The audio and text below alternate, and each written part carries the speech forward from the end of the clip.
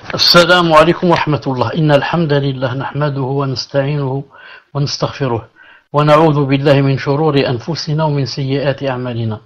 من يهده الله فلا مضل له ومن يضلل فلا هادي له، وأشهد أن لا إله إلا الله وحده لا شريك له، وأشهد أن محمدا صلى الله عليه وسلم عبده ورسوله. يا أيها الذين آمنوا اتقوا الله حق تقاته ولا تموتن إلا وأنتم مسلمون. يا أيها الناس اتقوا ربكم الذي خلقكم من نفس واحدة وخلق منها زوجها وبث منهما رجالا كثيرا ونساء، واتقوا الله الذي تساءلون به والأرحام إن الله كان عليكم رقيبا. يا أيها الذين آمنوا اتقوا الله وقولوا قولا سديدا يصلح لكم أعمالكم ويغفر لكم ذنوبكم، ومن يطع الله ورسوله فقد فاز فوزا عظيما. ألا إن أحسن الكلام كلام الله، وخير الهدي هدي محمد عليه الصلاة والسلام، وشر الأمور محدثاتها وكل محدثة بدعة وكل بدعة ضلالة وكل ضلالة في النار. حياكم الله en cette soirée du samedi 11 Safar 1442 l'Hégire, correspondant au 20 octobre 2018 bi'idhnillah subhanahu wa ta'ala. Donc nous sommes toujours avec Aqidatu al-Sunnah wal-Jama'a, le dogme des gens de la Sunna et du consensus de Cheikh Ibn Uthaymin rahimahullah ta'ala, cours numéro 21. Cours numéro 21. Donc nous avons dit que عقيدتنا الإيمان بالله وملائكته وكتبه ورسله واليوم الآخر والقدر خيره وشره. Notre foi consiste en la croyance en Allah Azza wa Jal, en ses anges, en ses livres, en ses messagers, au jour dernier et au destin, bon ou mauvais. Donc ça on l'a dit, que les croyants ne verront pas leur Seigneur, enfin, ce qui nous intéresse aujourd'hui, c'est ça. Iman bin malaika. Nous sommes dans la croyance aux anges. Nous sommes dans la croyance aux anges. Et aujourd'hui, ou bien c'est le dernier cours par rapport à la croyance aux anges, ou bien c'est l'avant-dernier, bi'idhnillahi subhanahu wa ta'ala. Donc, on disait qu'il y avait beaucoup de sortes d'anges, et chacun des anges est assigné à une fonction spéciale à lui, On avait cité beaucoup de sortes d'anges. On était arrivé, pour faire une petite révision, on avait parlé de l'ange de la montagne. L'ange de la montagne, on ne connaît pas son nom, car son nom n'est cité ni dans le Coran, ni dans la Sunna. Et quand le prophète sallallahu alayhi wa sallam était très angoissé de ce qui lui était arrivé au Taïf, donc, Jibril alayhi salam est allé vers lui, il lui a dit, il y a l'ange des montagnes, qui est avec moi, passe-lui le salam. Le prophète alayhi salam a dit, je me suis retourné vers lui pour lui passer le salam, et il m'a devancé. Il m'a dit, c'est lui le premier, salam alaykoum. Il lui a répondu alayhi salam. Ensuite, l'ange de la mort lui a dit, l'ange de la tombe, lui a dit, si tu veux quoi que ce soit, il y a ces deux montagnes ici, je peux les plier, et les faire tomber sur, ceux qui t'ont fait ce mal. Qu'a dit le prophète alayhi salam? Il a répondu, bel arju, أن يخرج الله عز وجل من أصلابهم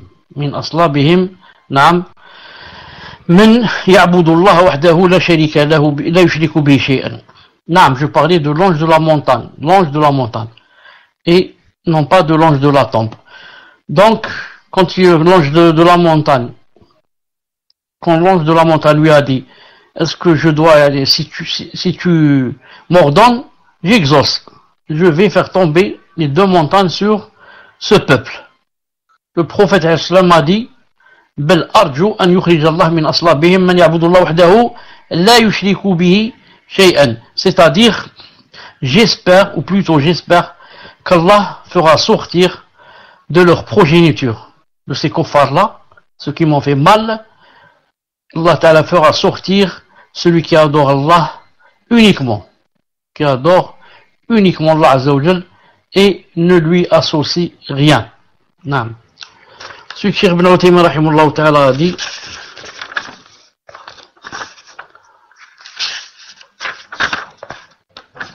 نعم. ومنهم مالك خازن النار. نعم. Et parmi eux, parmi les anges, il y a Malik, le gardien de l'enfer, le gardien de l'enfer. Ensuite, il a cité le verset où Allah Ta'ala dit dans Sourate Zukhruf: وَنَادَوْا يَا مَالِكْ لِيَقْضِيَ عَلَيْنَا رَبُّكَ قَالَ إِنَّكُمْ مَكِثُونَ. نعم. قَالَ إِنَّكُمْ مَكِثُونَ. Et ils crieront: ô Malik, que ton Seigneur nous achève. Il dira: en vérité, vous êtes pour y demeurer éternellement. En vérité, vous êtes pour y demeurer éternellement. C'est-à-dire que le kafir, quand il est jeté en enfer, il n'y a pour lui aucun espoir d'en ressortir. Il n'y a pour le kafir qui est jeté en enfer aucun espoir pour qu'il ressorte un jour, ou pour qu'il ressorte une minute.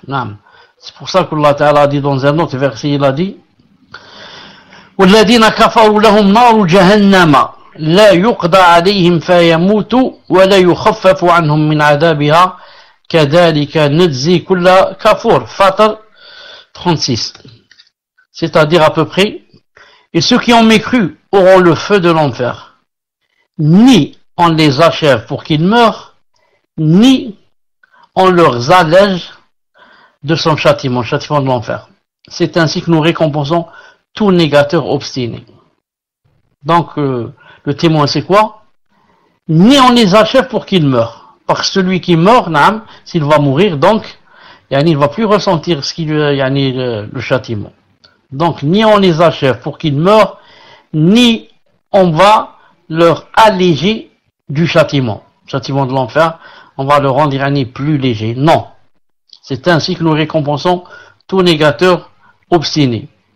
Et il a dit aussi dans un autre verset, pour bien montrer ceci, que le kafir, quand il est en enfer, ni il meurt, ni il sera achevé, ni on va lui alléger. Il a dit, Fatir 37, وهم يصطرخون فيها ربنا أخرجنا نعمل صالحا غير الذي كنا نعمل. Allah Ta'ala répond: أولم نعمركم ما يتذكر فيه من تذكر وجاءكم النذير فذوقوا فما للظالمين من نصير. Et là ils hurleront: Seigneur, fais-nous sortir, nous ferons le bien contrairement à ce que nous faisions. Allah Ta'ala va répondre: ne vous avons-nous pas donné une vie assez longue pour que celui qui réfléchisse? L'avertisseur cependant vous était venu, eh bien goûtez votre punition, car pour les injustes il n'y a pas de secours.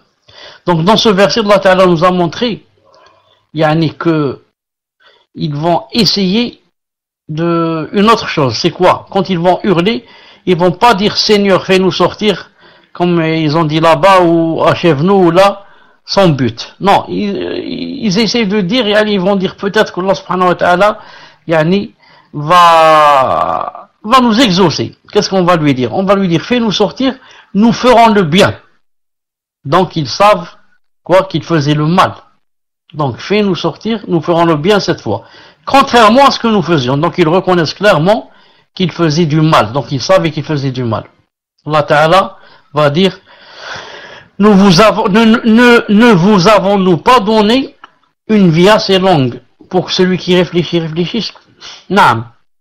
Celui qui est mort en 5 ans, 6 ans, 7 ans, 8 ans, 2 mois, 9 ans, n'avait pas une vie assez longue peut-être pour qu'il réfléchisse. Ensuite, c'est un enfant. C'est un enfant, l'enfant ne réfléchit pas beaucoup. Il réfléchit pour manger, boire, c'est tout, et s'amuser. Donc, Allah Ta'ala leur dit, est-ce que je vous ai pas donné une vie assez longue? Subhanallah, 20 ans, 30 ans, 40, 50, 60. Il y en a qui sont arrivés à 100, 110, de notre temps, autrefois jusqu'à 1000 ans et plus. De notre temps jusqu'à 100, 110, qui sont arrivés et qui ne se sont pas prosternés une seule fois. Ils sont morts comme ça, sans jamais s'être prosternés à Allah subhanahu wa ta'ala.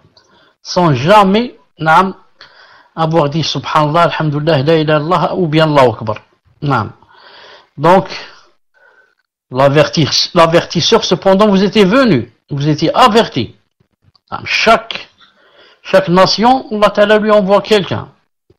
Eh bien, goûtez maintenant votre punition. Car les injustes, pour les injustes, il n'y a pas de secours, vous êtes des injustes. Al-Muhim. Et dans un autre verset, Allah Ta'ala, quand il parle de ceux qui sont en enfer, il dit, une seconde, je répète ce verset. Non. Je ferme le programme et je le rouvre parce que il a bloqué. Une seconde.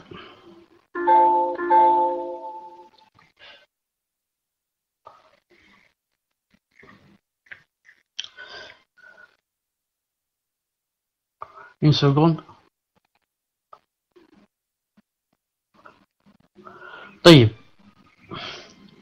On était ici. On parlait de ceux qui sont en enfer, qu'est-ce qu'ils disent et comment ils vivent, etc. Ensuite, Allah Ta'ala a dit Alladhi yasla an-nar al-kubra. Alladhi yasla an-nar al-kubra. Celui qui brûlera dans le plus grand feu. Naam.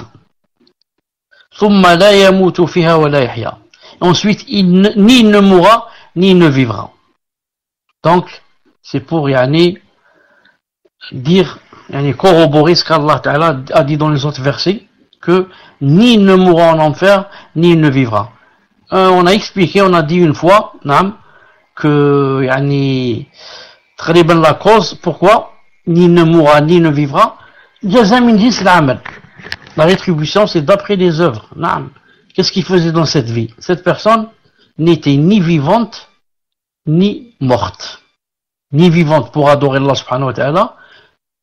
Donc, on ne peut pas dire d'une personne qui n'adore pas Allah qu'elle est vivante, c'est un animal qui mange et boit.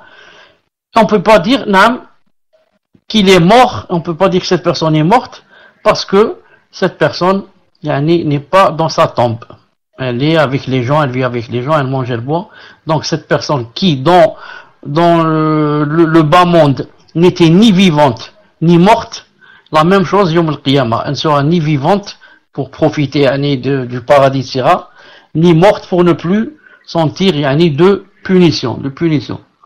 Ensuite, Cheikh Ibn Uthaymin dit, rahimahullah ta'ala,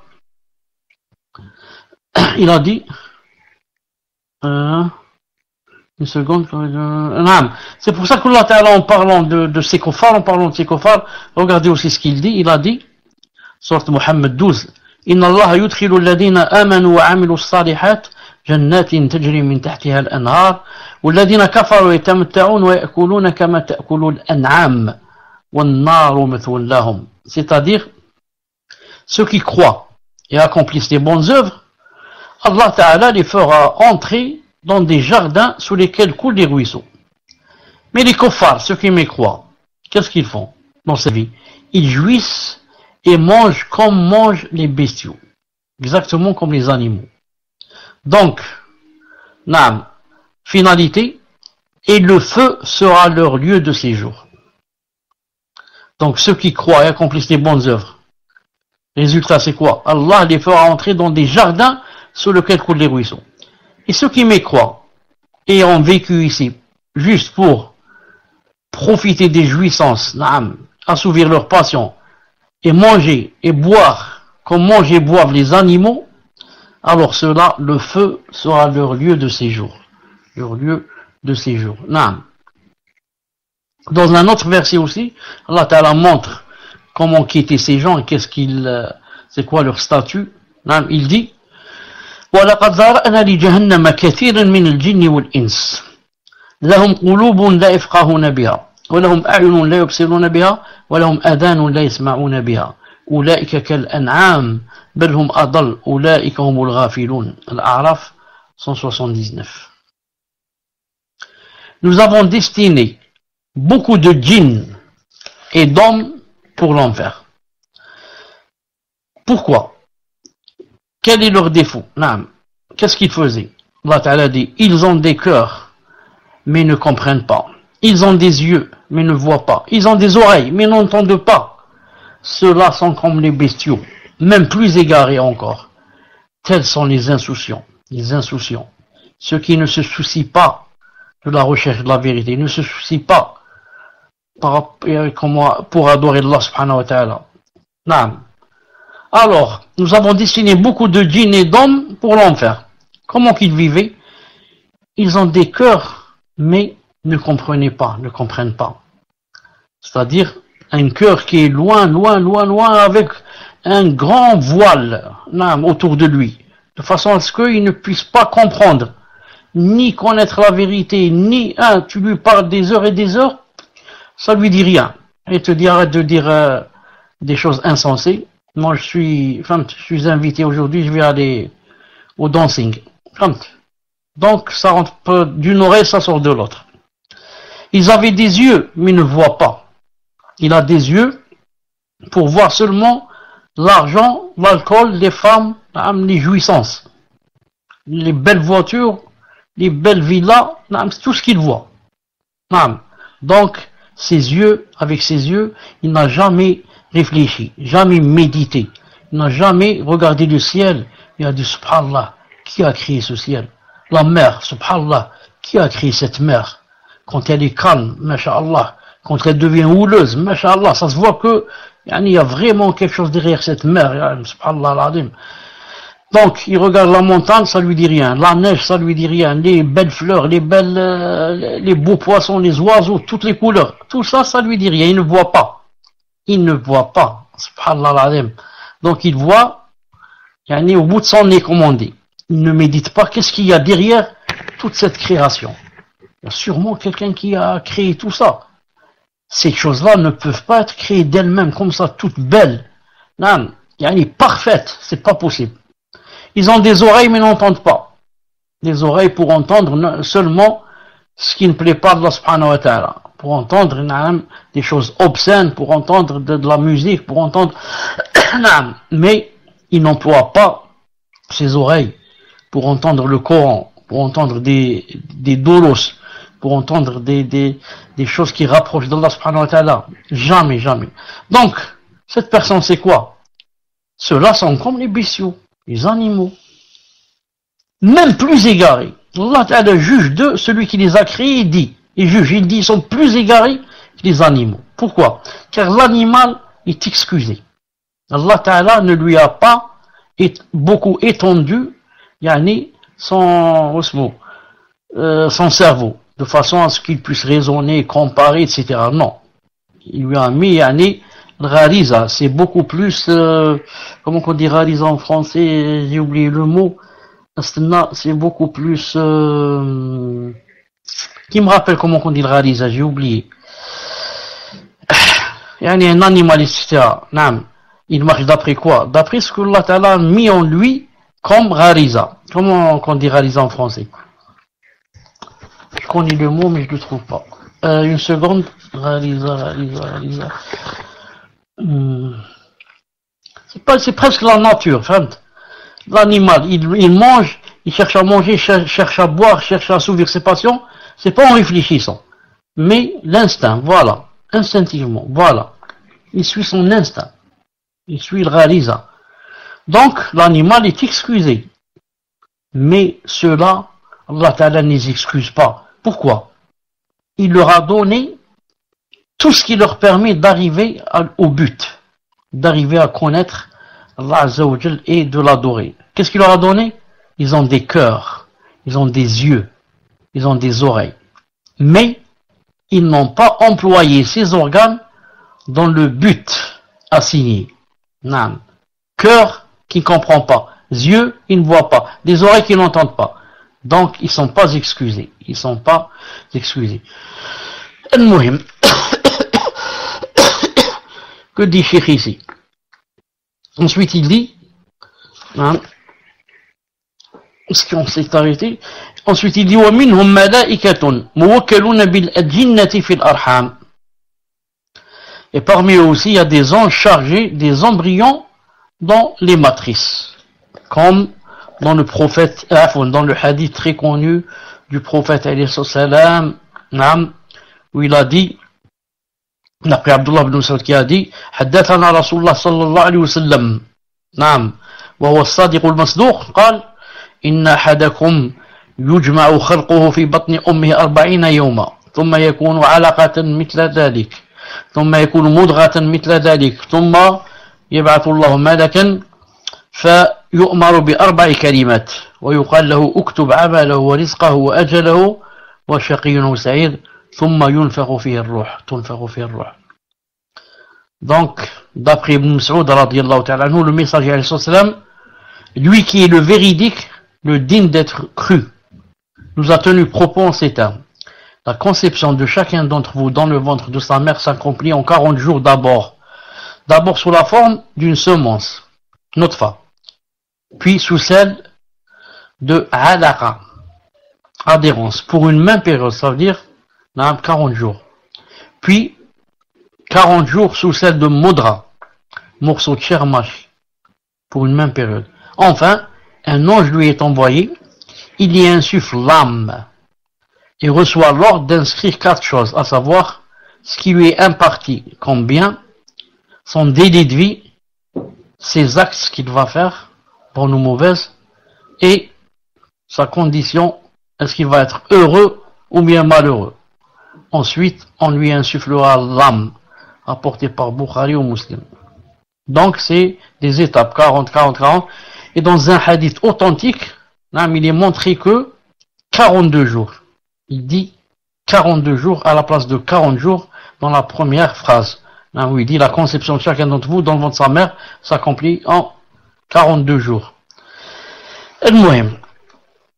Donc, 40 jours, les premiers 40 jours, qu'est-ce qu'il y a? C'est seulement une semence. Non, notfa, de sperme. Ensuite, 40 jours après, c'est adhérence. 40 jours après, morceau de chair. Et 40 jours après, naam, il vient lui insuffler l'âme. C'est pour ça que Cheikh Ibn Uthaymin dit par rapport à l'avortement. Car beaucoup de femmes posent des questions par rapport à l'avortement.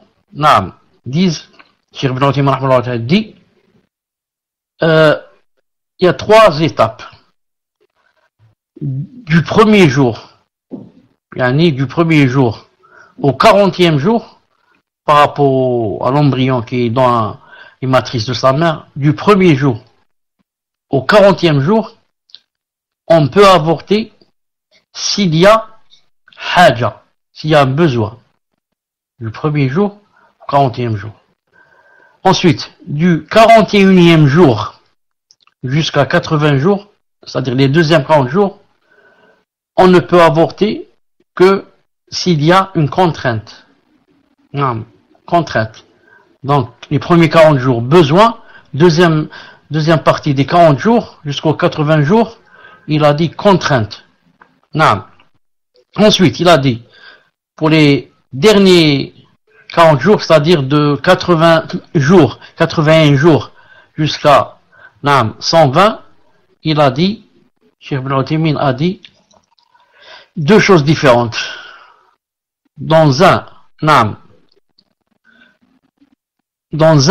de ses livres, il a dit, c'est-à-dire maintenant, attendez, pour que je ne me trompe pas, 40, 80 et 120. Non, maintenant je parle de 80 et 120. Non, car après, qu'est-ce qui va arriver? Après, on va lui insuffler de l'âme. Si on lui insuffle l'âme, là, maintenant, bien sûr que c'est interdit, chez tous les savants. Cheikh Ibn Uthaymin, j'avais dit, alors dans la période d'avant, il dit, elle ne peut avorter que s'il y a vraiment contrainte, et ce sont les spécialistes qui décident. Non, ce sont les spécialistes qui décident.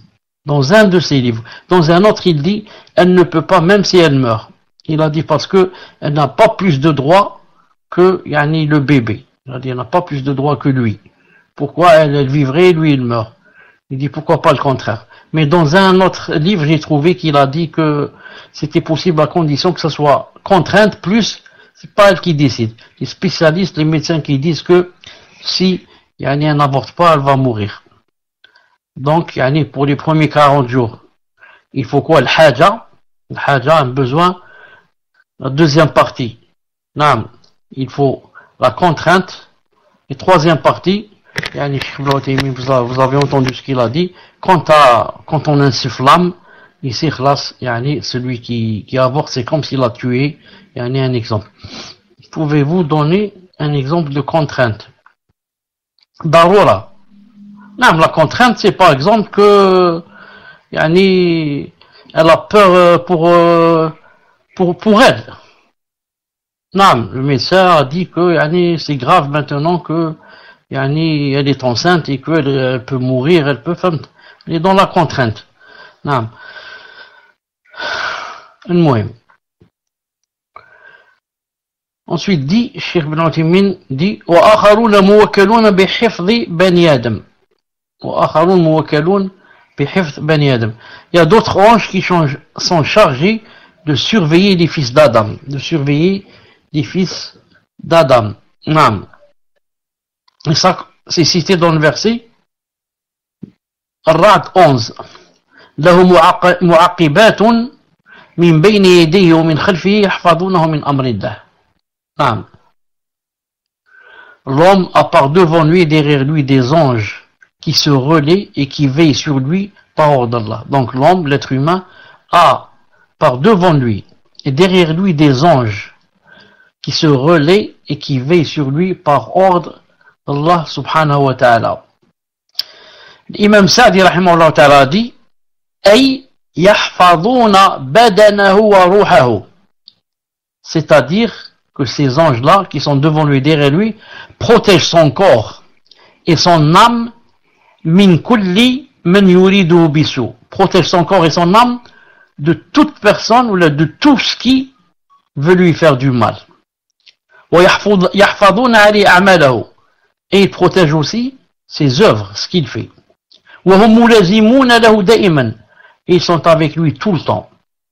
Fakama anna ilma Allah muhitun bihi, comme la science d'Allah subhanahu wa ta'ala le cerne la personne, فالله قد أرسل هؤلاء الحفظة على العباد. Allah Azza wa Jalla leur a envoyé ces anges qui protègent, spécialement pour protéger l'ibad, les êtres humains, بحيث لا تخفى أحوالهم ولا أعمالهم, de façon à ce que tout ce qu'ils font et tout ce qu'ils vivent, ce qu'ils ressentent soit est connu.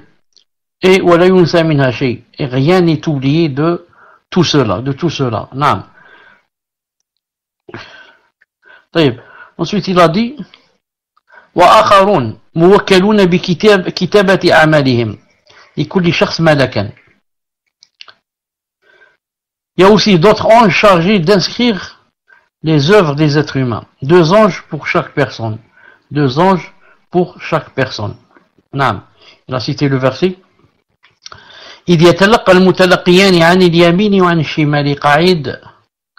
Quand les 2 recueillants, les 2 anges, assis à droite et à gauche, recueillent et écrivent. ما يلفظ من قول إلا لديه رقيب عتيد. L'être humain ne prononce pas une parole sans avoir auprès de lui un observateur prêt à l'inscrire. Donc, on a vu qu'il y avait 2 anges qui protégeaient la personne, qui était un devant, un derrière, et on a 2 anges, un à droite, un à gauche. Celui-là, c'est pas pour protéger, mais pour écrire. On dit que celui qui est à droite écrit les bonnes œuvres, celui qui est à gauche écrit les mauvaises œuvres. L'imam Ibn Kathir, rahimahullah, a résumé par rapport aux 4 anges en disant, il a dit, لِلْعَبْدِ مَلَائِكَةٌ يَتَعَاقَبُونَ عَلَيْهِ. Il a dit, la personne a des anges qui se relèvent par rapport à lui. Il y a un groupe qui vient, un groupe qui part. Il a dit, حَرَصْ بِاللَّيْلِ وَحَرَصْ بِالنَّهَارِ. Ceux qui le surveillent et le protègent la nuit, et ceux qui font ça le jour. يَحْفَظُونَهُ مِنْ أَسْوَاءِ الْحَادِثَاتِ, pour le protéger de ce qui peut lui arriver comme mal. كما يتعاقب ملائكة آخرون لحفظ الأعمال من خير أو من شر. Comme il y a d'autres anges qui se remplacent spécialement pour les حفظ الأعمال, pour protéger les œuvres, que ce soit du bien ou du mal. il a dit Malaikatum billayl wa malaika bin nar. Il y a des anges. La nuit, des anges le jour. فإثنان نعم عن اليمين وعن الشمال deux à droite et à gauche, ça veut dire un à droite et à gauche. يكتبان الأعمال qui écrivent les œuvres. صاحب اليمين يكتب الحسنات, celui qui est à droite écrit les bonnes œuvres. صاحب الشمال يكتب السيئات, celui qui est à gauche écrit les mauvaises œuvres. Si vous vous rappelez, on a cité une fois que Cheikh Al-Albani a dit qu'il y avait un hadith bon ou authentique qui disait que par rapport à celui, l'ange de la gauche, que quand quelqu'un fait une mauvaise chose ou dit une mauvaise chose, il lui donne 6 heures. 6 heures, peut-être qu'il revient. Peut-être que la personne fait tauba. Si pendant ces 6 heures, il a fait tauba, il n'écrit rien. Celui de la gauche n'écrit pas. Mais si les 6 heures sont dépassées, il lui écrit. Il lui écrit ce qu'il a dit comme mauvaise chose ou fait. Ibn Kathir dit rahimahullah wa malakan akharan, et deux autres anges yahfazanihi wa yahrisanihi, et deux autres anges qui le surveillent et le protègent. Wahidan min wara'ihi, un à droite, wa akhar min qaddamihi, et un autre, j'ai dit à droite, afwan.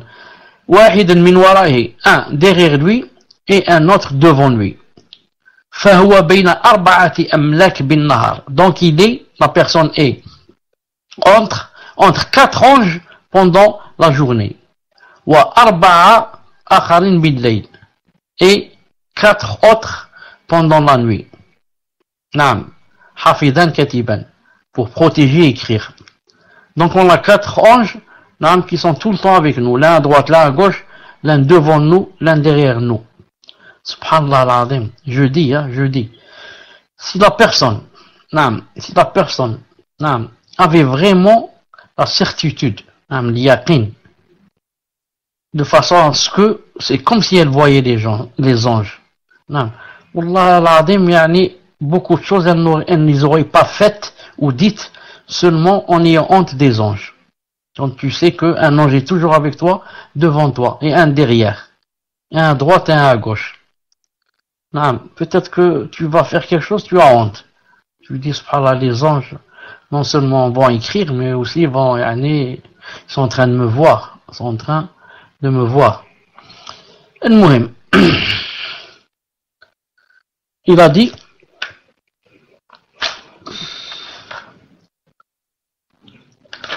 non.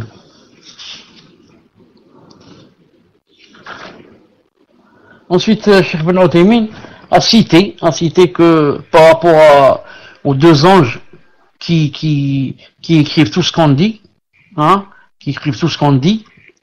il a dit, Cheikh Ibn Uthaymin a dit, c'est pour ça que l'un des tabi'in, qui s'appelle Taous, dit que, avant cela, il a dit qu'une personne est rentrée pour visiter l'imam Ahmed, rahimahullah ta'ala, quand il était malade, il a entendu en train de gémir un peu.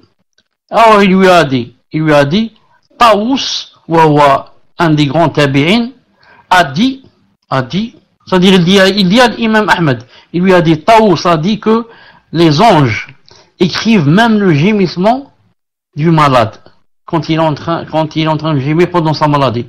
Il a dit alors l'imam Ahmed a arrêté de gémir. De peur, khawfan min an yuktab, de peur que ça s'écrive. Cheikh Ibn Uthaymin dit وهذا يدل على أن كل شيء يلفظ به الإنسان فإنه مكتوب. C'est une preuve que tout ce que dit la personne est écrit. C'est-à-dire même si la personne gémit, c'est écrit. Contrairement à ceux qui ont dit que ces deux anges n'écrivent que les hasanat et les péchés.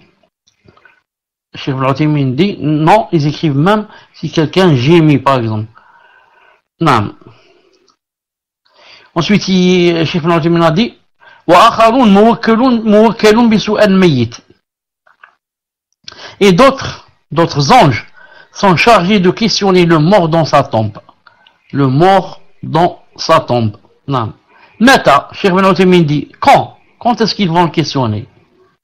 Il continue et dit بعد الانتهاء من تسليمه إلى مثواه, après l'avoir déposé dans sa demeure.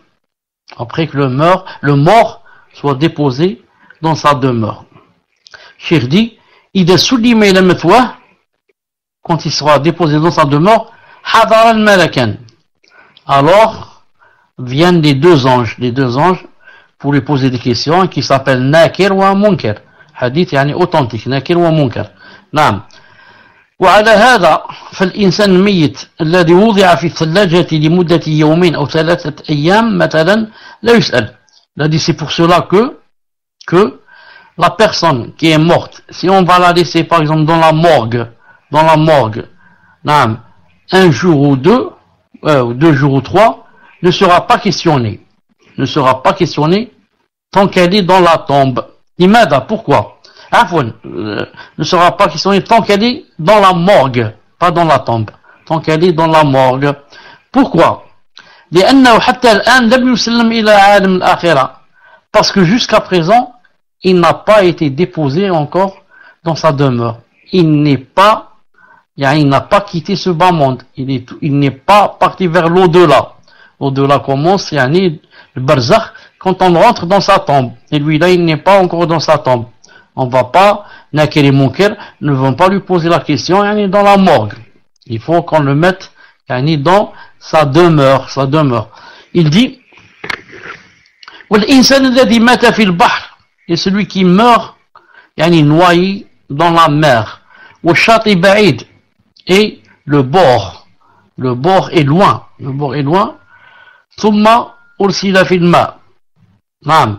Il a dit, celui-là, Yus'al. Celui-là, il sera questionné. Pourquoi? Parce que celui-là, Allah Ta'ala sait de lui qu'il s'est noyé et que, par exemple, on ne va pas le retrouver pour le mettre dans sa demeure, pour le mettre dans sa tombe. Donc Allah Ta'ala sait que cette personne va rester tout le temps dans le fond de la mer, disons tout le temps jusqu'à ce qu'elle devienne des eaux, ensuite les eaux deviennent miettes, etc. Le muhim, Allah Ta'ala sait que cette personne on va pas l'enterrer. Donc il lui envoie les deux anges pour le questionner dans la mer, dans le fond de la mer. C'est pour ça que Cheikh Ibn Uthaymin dit وَلِهَذَا تُعْتَبَرُ هَذِهِ الْعِبَارَةِ دَقِيقَةً. Cheikh Ibn Uthaymin dit, c'est pour ça que cette phrase-là, après l'avoir déposé dans sa demeure, il sera questionné après l'avoir déposé dans sa demeure, il a dit c'est très daqiqa, c'est très correct, c'est très ça a vraiment un sens, il a dit, il sera questionné quand on le dépose dans sa demeure. S'il n'est pas déposé dans sa demeure, il ne sera pas questionné, comme celui qui est dans la morgue. Par contre, celui qui meurt, qui reste au fond de la mer, il sera questionné. Pourquoi? Car c'est ça sa demeure. Il va rester tout le temps au fond de la mer. La même chose pour la personne qui va être dévorée par un lion. Elle sera questionnée dans le ventre du lion. Pourquoi? Parce qu'il n'y a pas moyen de le faire sortir de son ventre pour aller le mettre dans sa demeure qui est la tombe. Il n'y a pas moyen. Personne ne peut le faire sortir du ventre du lion ou du crocodile. Donc celui-là, il sera questionné dans le ventre de celui qui l'a dévoré. Et le ventre de celui qui l'a dévoré, c'est ça sa demeure. C'est ça sa tombe. Quant à avant cela, il a dit, il ne sera pas questionné. Même s'il reste une longue durée. Pourquoi? Parce que Allah Ta'ala sait que cette personne va être enterrée, par exemple, dans 2 jours, dans 10 jours, dans 15 jours, dans 20 jours. Donc, il ne sera pas questionné jusqu'à ce qu'on le mette dans sa demeure. Donc, conclusion et résumé. Celui qui meurt, toute personne qui meurt, Allah Ta'ala sait si cette personne va rester là, ou bien va être mise après une certaine durée, dans sa tombe. Si Allah Ta'ala sait qu'elle va être mise dans sa tombe, donc il n'envoie pas les 2 anges jusqu'à ce que la personne soit mise dans sa tombe. Mais si Allah Ta'ala sait que cette personne va rester tout le temps là, dans le ventre de l'animal ou bien au fond de la mer, donc il va lui envoyer les anges là où la personne est. même si même si la période est longue. Maintenant, si la période est longue, par exemple, la personne va rester un mois avant d'être enterrée. Est-ce que cela veut dire que il lui arrivera aucun mal?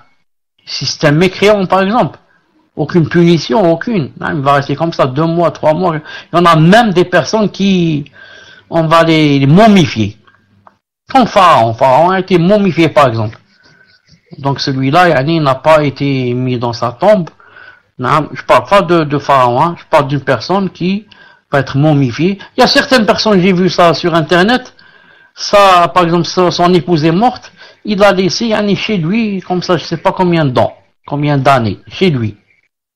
Il l'a mise dans un grand, comme ça, une chose en verre.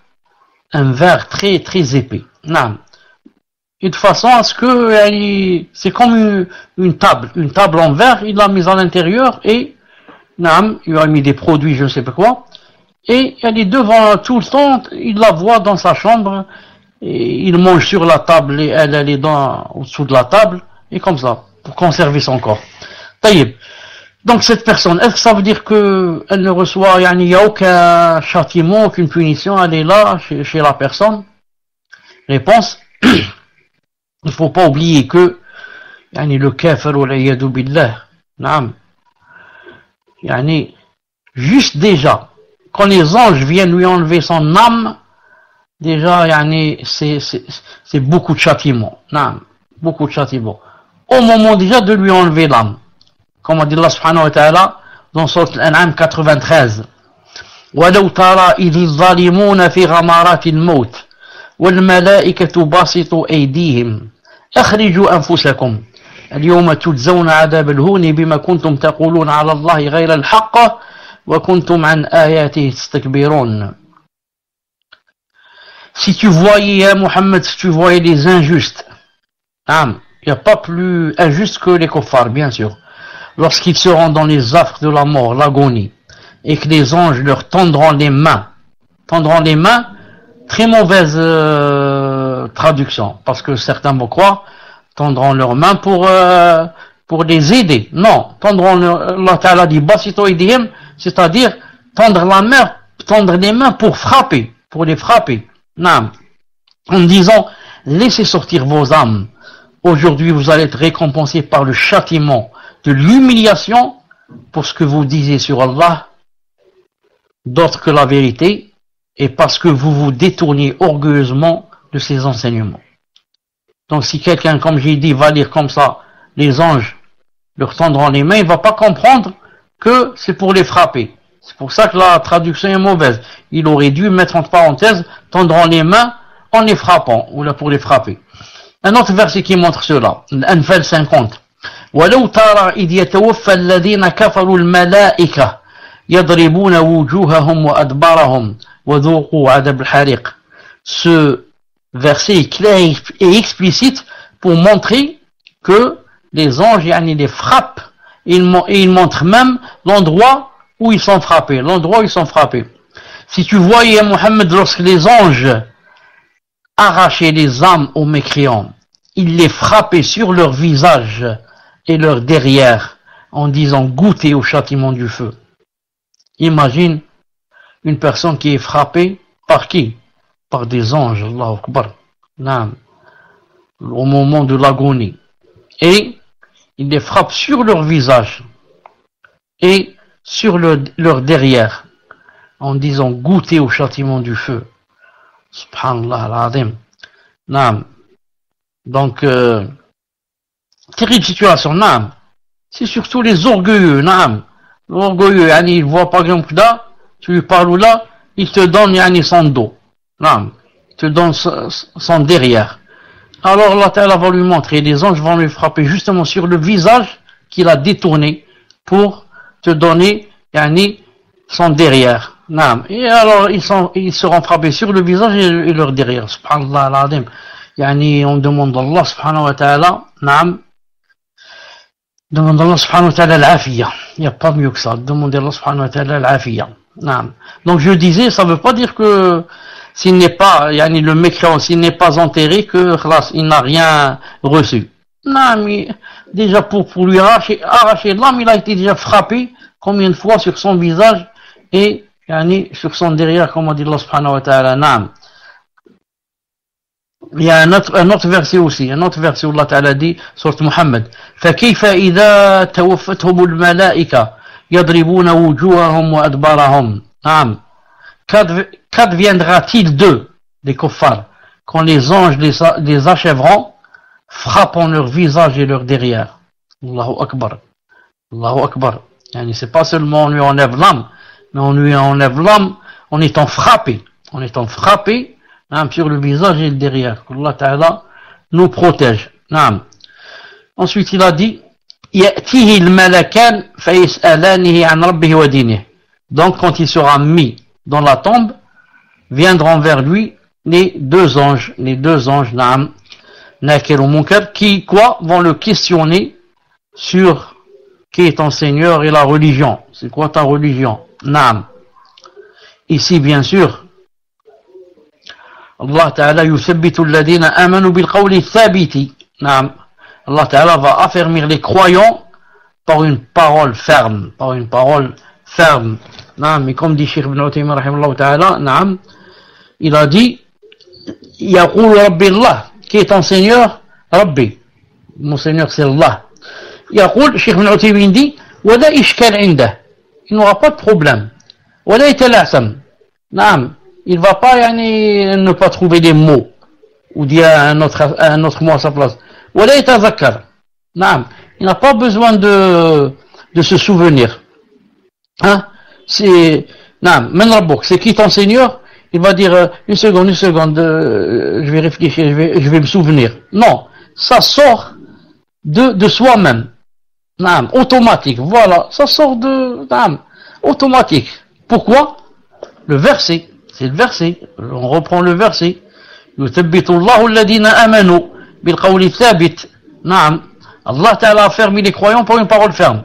C'est Allah Ta'ala qui a fermé ton cœur et tu dis directement Rabbi Allah.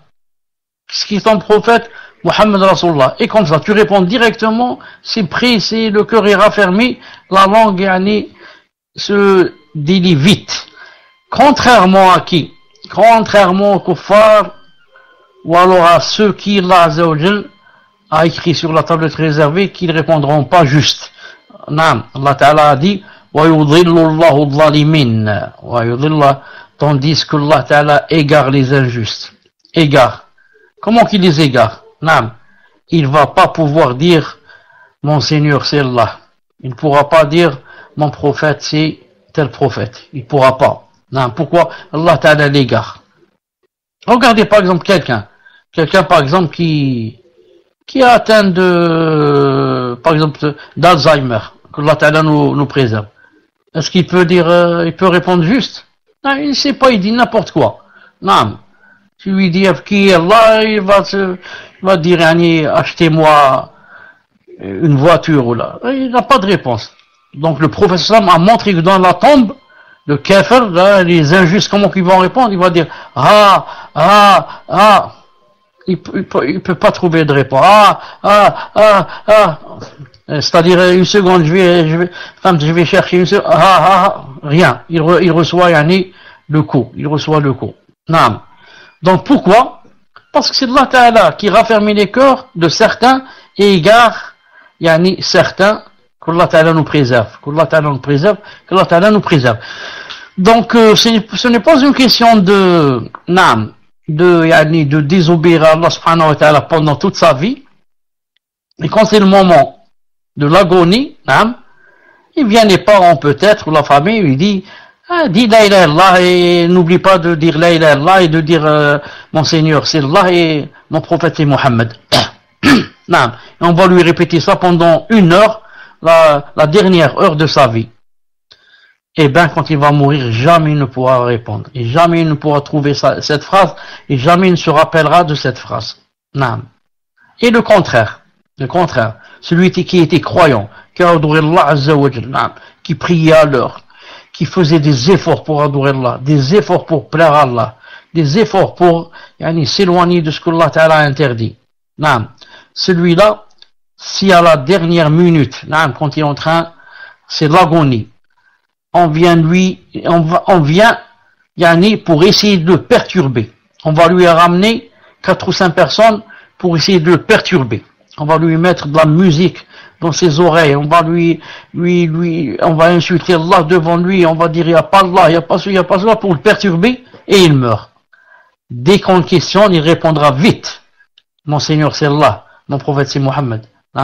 Et je suivais l'islam, ma religion c'est l'islam. Vite. Pourquoi? C'est une question de raffermissement de Allah ou bien d'égarement.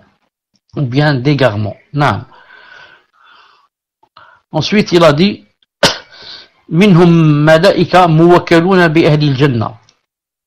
Dites-moi les admins, ça fait combien de temps que on est dans le cours? Ça fait combien de temps qu'on est dans le cours?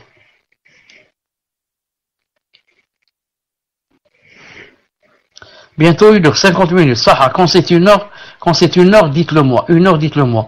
Il dit, wa minhum malaika muwakkaluna bi ahli al-jannah. Et parmi eux, il y a des anges qui sont chargés des gens du paradis. Des gens du paradis. Que font ces anges? Chargés des gens du paradis. Bien sûr, ils t'accueillent et ensuite dans le paradis aussi, ils ont des choses à faire. Taïeb, par rapport à l'accueil, le verset, Ar-Ra'd. Allah Ta'ala dit Jannatu adnin yadkhulunaha wa man salaha min aba'ihim wa azwajihim wa dhurriyyatihim wal malaikatu yadkhuluna alayhim min kulli bab. Naam.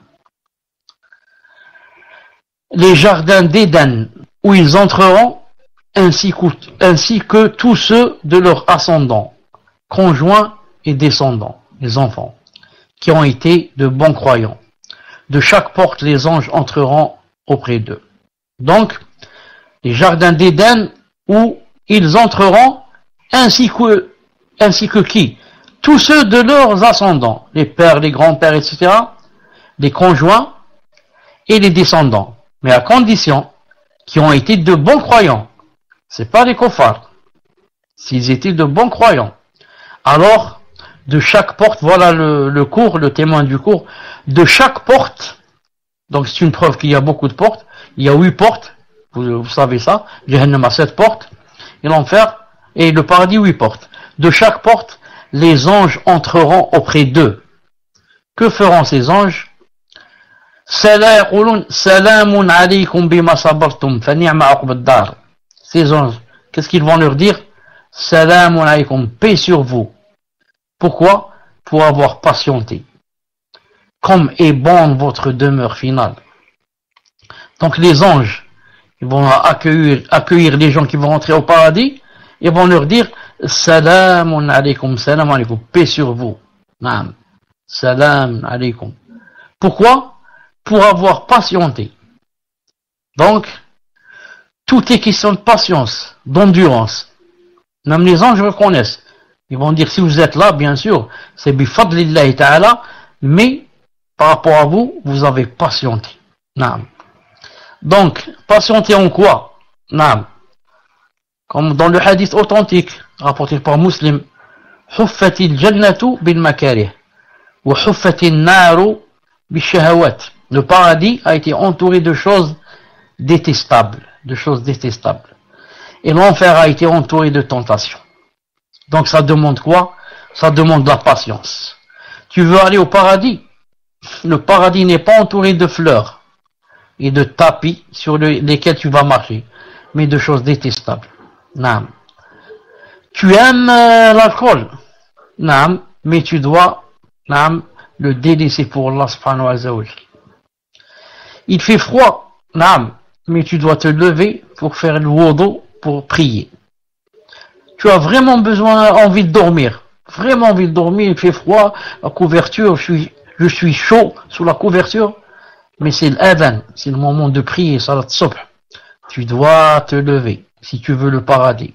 Naam. C'est pour ça que dans un autre hadith, le prophète a dit, Ala inna sil'atallahi ghaliya, ala inna sil'atallahi al-jannah. Il a dit, n'est-ce pas que Sila, c'est la marchandise. La marchandise d'Allah Ta'ala est chère. N'est-ce pas que la marchandise, c'est Allah Aliya, elle a une certaine Jannah. N'est-ce pas que la marchandise d'Allah Subhanahu wa Ta'ala, c'est le paradis. C'est le paradis.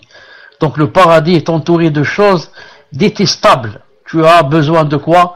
Tu as besoin de patience. Et l'enfer est entouré de tentations. L'enfer, c'est plein de tentations. Non.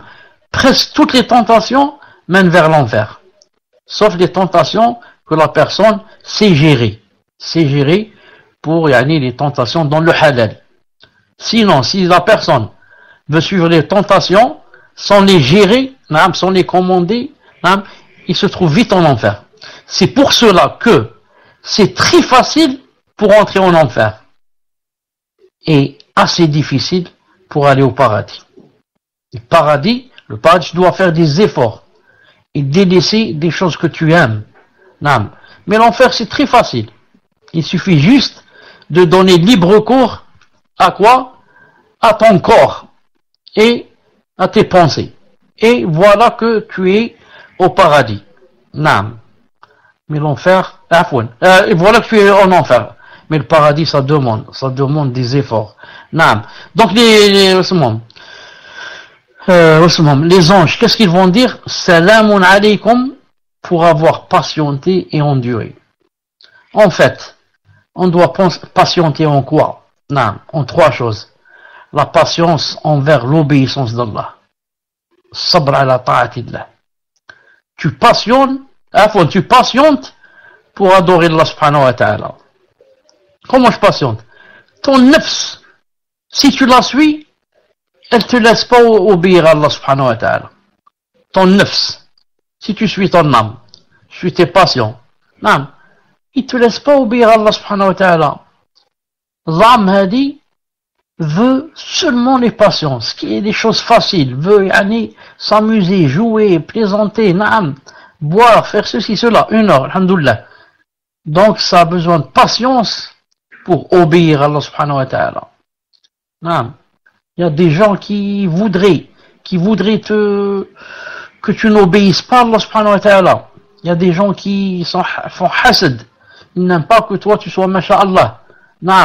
Quand ils entendent, ils apprennent que telle personne maintenant est devenue, alhamdoulilah, mustaqima. Ils n'aiment pas ça. Je donne un petit exemple là. Notre sœur Fillah, Milani, qui s'appelait autrefois Diams. Est-ce que beaucoup de ces femmes qui la suivaient sont contentes d'elle? La plupart ne sont pas contents. Je suppose. C'est une sunna d'Allah subhanahu wa ta'ala. La plupart voudraient que, par exemple, elle aurait continué dans le chemin de la désobéissance d'Allah subhanahu wa ta'ala. Voilà. Le chemin de Jahannam, comme on dit. Donc, ça a besoin de patience. Surtout quelqu'un qui est comme ça, très connu, et que peut-être on lui envoie peut-être des dizaines, si ce n'est pas des centaines de messages par jour, quand est-ce que tu reviens? Quand est-ce que tu reviens? Tu nous manques, c'est quoi ça? C'est quoi ce que tu fais maintenant, ça n'a pas de sens, ceci, cela, et sans parler des... Voilà, avec beaucoup de... sans parler des choses, comment on appelle ça, des choses qui attirent. Sans parler de, bien, on te donne tant d'argent pour faire ça, tant d'argent pour ceci, pour cela. Donc, beaucoup de tentations. Et plus il y a de tentations, et plus la personne, se retient, plus les récompenses sont grandes. C'est pas comme la personne qui n'a pas de tentation. La personne qui n'a pas de tentation, ça, elle a des récompenses. Mais pas comme la personne qui est attirée par les tentations et qui se retient pour Allah subhanahu wa ta'ala. Donc ça, il faut la patience pour obéir à Allah subhanahu wa ta'ala. Premièrement. Deuxièmement, qu'est-ce qu'il faut? Il faut la patience pour ne pas désobéir à Allah ta'ala. Il faut la patience pour ne pas désobéir à Allah ta'ala. Car beaucoup de choses te poussent à désobéir. Les mauvais amis, beaucoup de choses te poussent à quoi? À désobéir à Allah subhanahu wa ta'ala, et toi tu te retiens. Ça, c'est la deuxième des choses.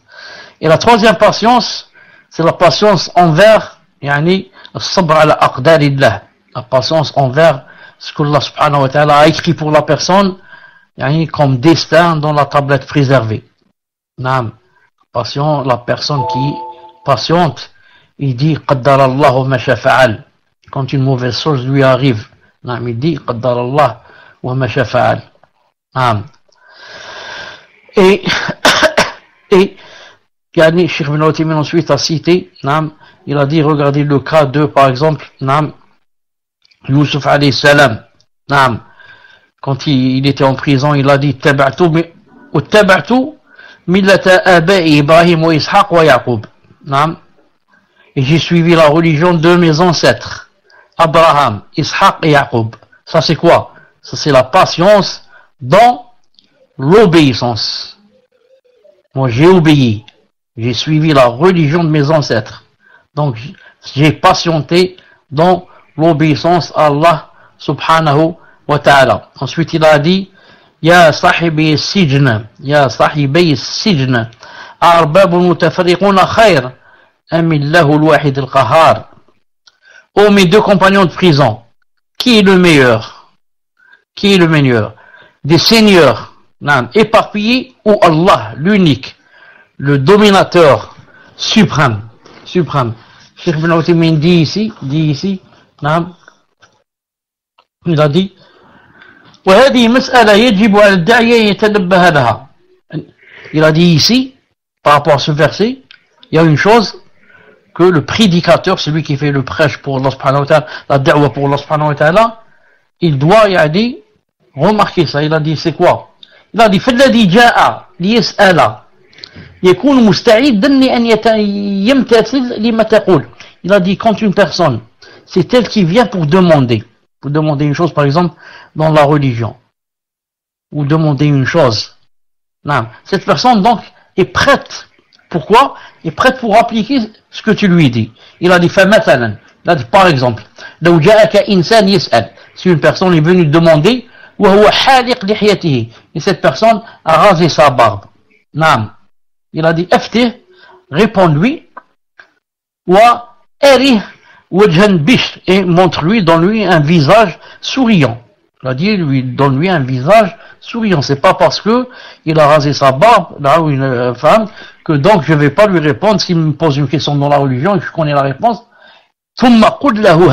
Ensuite, dis-lui dans son oreille, pas devant tout le monde, إذا كان حولكم أحد, s'il y a des gens entre vous, وإن لم يكن حولكم أحد, et s'il y a personne avec vous, tu es seulement avec lui, dis-lui à haute voix, c'est pas la peine de lui dire dans son oreille, dis-lui, non, donne-lui une nasiha, dis-lui par exemple, raser la barbe c'est haram, et donne-lui les ayats ou ce qu'il faut. La hikma, la sagesse. Il a dit, c'est pas, tu dis, celui-là il a rasé sa barbe donc je lui parle pas. Ou bien toi ma soeur, tu dis celle-là, elle n'est pas voilée donc je lui réponds pas. Elle n'est pas voilée. Ou bien celle-là, ou celui-là ou celle-là fume la cigarette. Donc, puisque je sais que c'est quelqu'un qui fume, donc je lui réponds pas. Je sais que c'est quelqu'un qui boit, je lui réponds pas. Donc toi, tu fais la da'wa à qui? Tu fais la da'wa à ceux qui sont, Allah ibarak mustaqimoun, à ceux qui prient à l'heure, à ceux qui sont voilés. Tu fais la da'wa à ceux-là. Fais à ceux qui sont loin d'Allah subhanahu wa ta'ala. Ils ont beaucoup plus, ils sont beaucoup plus besoin que les autres. Les autres, au moins, ils connaissent des choses. Ils connaissent un peu de tawhid, ils connaissent un peu de fiqh, ils connaissent, ils prient plus ou moins à l'heure. Mais il y a d'autres qui sont vraiment comme on dit, out. Ils sont out. Ils sont, de l'autre côté, à côté de la plaque, vraiment.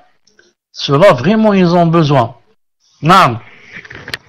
Comme celui qui a uriné dans la mosquée, celui qui a uriné dans la mosquée. Naam. Est-ce que le prophète l'a frappé? Est-ce qu'il l'a, comment qu'on dit, il a dit des choses pas bien, Non, il a humilié, voilà ce qu'il a humilié. Abadan, réprimandé, ça, ce qu'il a été agressif envers lui. Abadan. Il lui a dit, Yahada. Naam, ça c'est une mosquée. Et la mosquée n'a pas été bâtie, pour cet objectif. Mais c'est pour lire prier, lire le Coran et faire dhikr Allah subhanahu wa ta'ala. Et il a demandé, il a ordonné à ceux qui voulaient le réprimander de s'arrêter. Et il a même dit, ne lui coupez pas son urine, laissez-le finir d'uriner. Donc ne lui dites pas, ne lui dites rien jusqu'à ce qu'il termine. Subhanallah al-Azim. Donc il faut dire la vérité, nous on est loin. Il faut dire la vérité, nous on est loin. Ensuite il a dit, puisqu'il ne reste que ça, donc on termine le cours avec ça. Puisqu'il ne reste que ça, il a dit وقد أخبر النبي صلى الله عليه وسلم أن البيت المعمور في السماء يدخل وفي رواية يصلي فيه كل يوم 70,000 ملك ثم لا يعودون إليه آخر ما عليهم. Il a dit, d'après Anas, le prophète islam a dit, que la prière soit sur lui, il a dit, la maison peuplée qui se trouve dans le ciel, 7e ciel, chaque jour, 70 000 anges y rentrent, puis ils n'y retournent pas jusqu'au moment de l'heure. Subhanallah al-Azim, 70 000. Imaginez, chaque jour, 70 000. Il y a combien de jours depuis que Allah Ta'ala a créé le monde? Est-ce qu'on peut les compter? Des milliards et des milliards de jours. Et ces milliards de jours, imaginez chaque jour 70 000 anges rentrent dans la Bayt al-Ma'mour, la maison peuplée. Donc, combien qu'il doit y avoir d'anges? C'est pour ça que Allah Ta'ala dit dans un verset, وَمَا يَعْلَمُ جُنُودَ رَبِّكَ إِلَّا هُ. Ne connaît les soldats d'Allah que lui, que Allah. Impossible de pouvoir les compter,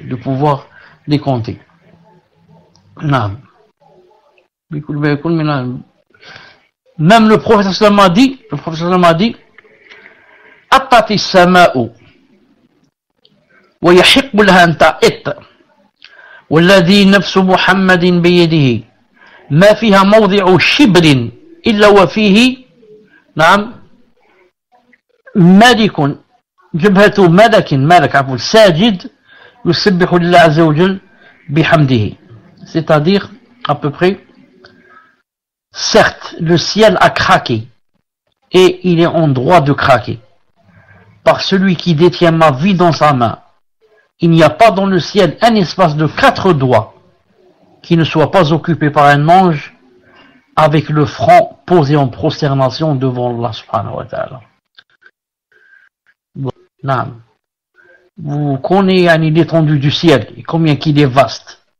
Et malgré cela, le prophète jure, même si nous on va le croire, même s'il ne jure pas. Mais il a juré qu'il n'y a pas dans le ciel un espace de 4 doigts. 4 doigts, vous savez ce que c'est? C'est même pas 10 cm, peut-être 6-8 cm. Il n'y a pas dans le ciel un espace de 4 doigts qui ne soit pas occupé par un ange prosterné devant Allah Ta'ala. Alors combien qu'il y a d'anges? Des milliards. Personne ne peut avoir une idée, c'est pas possible. Subhanallah al-Azim. Donc on a, Inch'Allah Ta'ala, aujourd'hui on a terminé avec les anges, bi'idhnillahi Ta'ala, on a terminé avec les anges. Et ça c'est vrai, je rappelle Inch'Allah Ta'ala que samedi prochain, le samedi prochain, qu'est-ce qu'il y a? Je serai pas là, donc il n'y aura pas cours samedi prochain. J'essaierai de le mettre, ce cours, de le rattraper pendant la semaine bi'idhnillahi ta'ala. Ensuite il y a une deuxième chose, des années, ça fait des années que je fais le cours le samedi, ça. Ensuite, tout dernièrement, j'ai décidé que il soit le lundi au lieu du samedi. Ensuite, subhanallah al-azim, j'ai oublié que j'avais changé et que notre cours c'était lundi, et j'ai donné le lundi à des gens C'est-à-dire, je leur ai dit, je vous donne le lundi. J'avais oublié que le lundi c'était pour vous et que j'avais changé.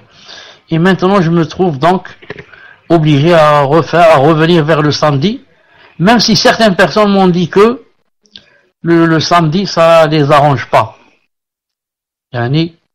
Et qu'il faut que ça soit un autre jour. Donc, s'il faut que ça soit un autre jour, à part le samedi, ce sera un mardi, pas un lundi, parce que lundi, comme je vous ai dit, je l'ai donné à d'autres personnes, je peux pas y revenir marche arrière. Donc, ce sera les prochains cours. Réfléchissez-vous aussi. Ce sera le samedi. Je n'ai pas d'autres jours. Parce que, faut le mardi. Parce que mercredi, jeudi, vendredi, je suis occupé. Sinon, même sans sondage, moi, quand je vais, Inch'Allah, à le prochain cours, ce sera le mardi, pas celui-là. Mardi de la prochaine semaine. Quant à celui-là, je rattrape le cours, mardi, mercredi, jeudi, vendredi, je sais pas quand. Si je rattrape pas, ce sera pas samedi, ce sera mardi. Même si mardi, disons, il n'y a que 10 personnes qui peuvent assister, pas plus. Les autres, Inch'Allah Ta'ala, ils peuvent écouter le cours en différé. Quand ils ont le temps, ils vont sur le site, ils trouvent, Inch'Allah Ta'ala, le cours avec son numéro pour qu'ils ne perdent pas la hor. Numéro 21, 22, 23, ils peuvent l'entendre, Inch'Allah Ta'ala, en différé. Donc, aujourd'hui, je suis occupé. J'ai aussi des préparations pour un cours de demain aussi très important. Qu'est-ce qu'on me dit ici? En direct, je peux pas écouter. C'est dommage. Qu'est-ce qu'il dit ici? Chaque année, ça fait environ 24 millions 850 000 anges différents. Wallah, 24 millions 850 000 d'anges différents en une année. Compte-toi, depuis des milliards d'années, combien ça donne d'anges. Donc, normalement, j'allais pas faire de questions-réponses parce que, comme je vous ai dit, je suis occupé. Mais si vous avez trois questions, je répondrai, Inch'Allah Ta'ala, aux trois premières questions. Donc, j'attends, Inch'Allah Ta'ala, les trois premières questions. Assalamu alaikum wa rahmatullah. Est-ce que vous m'entendez? Alhamdulillah. Donc, première question. De 0 à 41 jours, quelle est la raison qui peut permettre l'avortement? Jazakumullahu khairan, cheikh.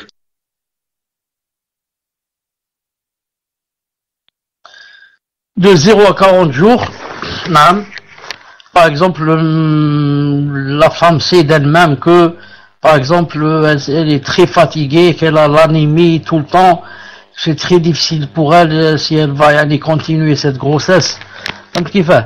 Ou bien, elle a beaucoup d'enfants, elle est divorcée, c'est maintenant que ce sera plus ou moins difficile. Donc, pourquoi? Parce que il n'y a encore rien. Entre 0 et 40, il n'y a encore rien, c'est juste une semence. C'est un peu comme quelqu'un qui va faire un rapport avec sa femme et va jeter son liquide dehors. Donc, s'il y a haja, s'il y a un besoin, comme par exemple, comme j'ai dit, un problème de santé, comme je dis, un problème familial, surtout si un médecin dit que voilà, tu es très fatigué, cette grossesse, vraiment, elle va te faire des problèmes. Tfadal. Jazakumullahu khairan, cheikh. Donc, deuxième question. Assalamu alaikum wa rahmatullahi wa barakatuh. Pendant le wudu, est-il possible d'essuyer son pied gauche avec une serviette après l'avoir lavé avant de laver le pied droit, ou bien cela annule-t-il les ablutions? Barakallahu fikum. Est-il possible d'essuyer son pied gauche avec une serviette après l'avoir lavé avant de laver le pied droit, ou bien sera-t-il le wudu? Premièrement, je dis à cette personne, quand on fait le wudu, Inch'Allah Ta'ala, on commence par le pied droit, pas par le pied gauche, pas par le pied gauche. Donc la question serait, est-il possible d'essuyer son pied droit avec une serviette après l'avoir lavé avant de laver le pied gauche? Non, je corrige. Et deuxièmement, quant à la réponse, on ne peut pas. On ne peut pas. On doit attendre jusqu'à terminer le pied gauche pour pouvoir commencer à essuyer les pieds. Non. Sinon, il faut recommencer à zéro. Fadal. Salam alaikum wa rahmatullah. Fawzi, as-tu une question? Naam, j'ai une question, mais elle n'a rien à voir avec le cours. Si Cheikh l'autorise, qu'il m'écrive un, Inch'Allah. Taïb, Cheikh, est-ce que vous m'entendez? 8. Donc, je comprends que vous m'entendez bien. Donc, Cheikh, un frère pose la question. Salam alaikum, Cheikh Hana. Je suis un frère de France, j'habite à la région parisienne. Hayakum Allah. J'ai une question. Je travaille dans un collège laïque en France en tant que surveillant. Est-ce que ce travail est autorisé, sachant que je m'occupe des entrées et sorties des collégiens au portail, ainsi que leur surveillance au sein du collège, cantine, récréation, etc. Barakallahu fikum cheikh. Wa fik barakallah. Chauffe. Il y a cette personne avec salam wa barakatuh, et je lui dis que cette question m'a été envoyée sur mon mail. Et moi, quand on m'envoie des questions sur le mail, des fois je réponds, des fois je réponds pas, bien sûr.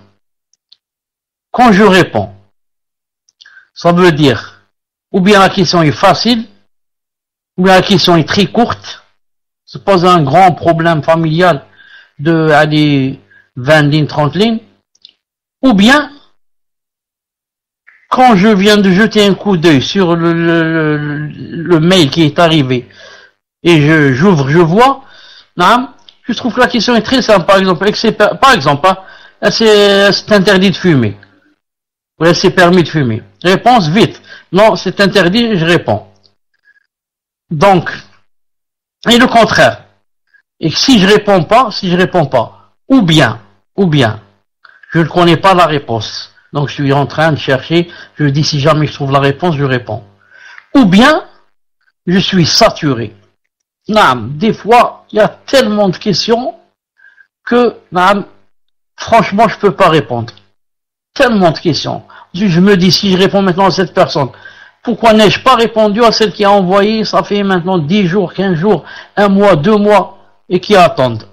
Et maintenant, je suis saturé. Donc, si je vais revenir marche arrière pour chercher où sont les questions de telle et telle personne, c'est vraiment difficile.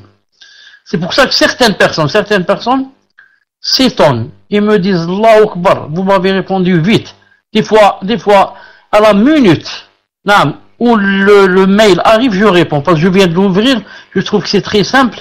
La question est très simple, je connais la réponse et je ne suis pas occupé, je réponds vite. La personne qui peut-être c'est la première fois qu'elle m'écrit, croit que c'est toujours comme ça. Elle va dire Allahu Akbar, je savais pas que dès que tu envoies, il répond à la même minute. Alors que ça peut elle dit ça peut arriver une fois peut-être par an. Enfin, c'est comme un peu un appât qui attire le poisson. Le poisson il va dire subhanallah, l'appât est très facile à manger. Donc le frère qui a posé cette question, je ne lui ai pas répondu parce que je ne connais pas la réponse. Travailler dans un CEM ou là, qu'est-ce qu'il a dit, un lycée ou là, laïque, je sais que si c'est un lycée ou là, collège ou là, par exemple, spécialement de chrétiens, où il y a les pères blancs, etc., que ce n'est pas permis. Pourquoi?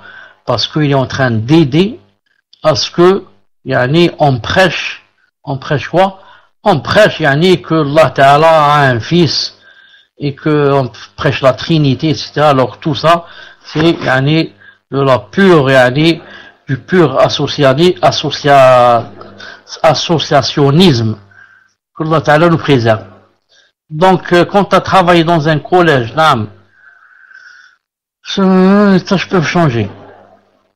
Non, même si c'est une tâche qui n'a rien à voir avec l'enseignement, ça a le même jugement. Tu travailles dans un collège de où on appelle au christianisme, la Trinité, et toi tu es juste ce qu'on appelle factotum.